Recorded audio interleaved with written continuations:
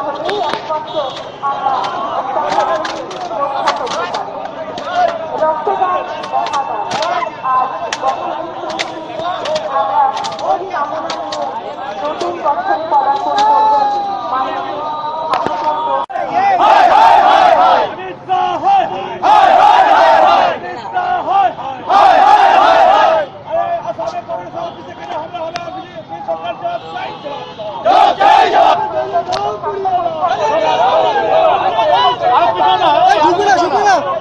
আমরা আমাদের প্রাত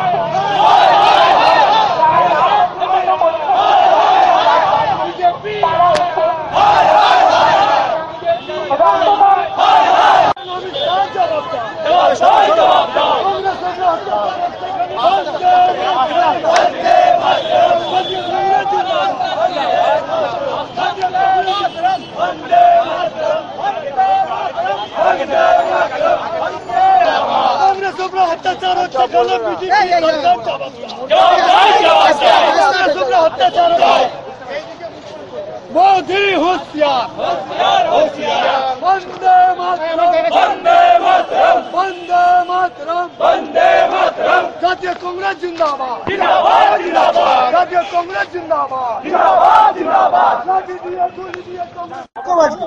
কেন্দ্রীয় সরকারের আরএসএস এবং বিজেপির যে অঘোষিত নীতি, যেভাবে যে কোনো বিরোধী শক্তির বিরুদ্ধে হারমাত বাহিনীকেও ফেল করে যাওয়ার মতন আক্রমণ হচ্ছে।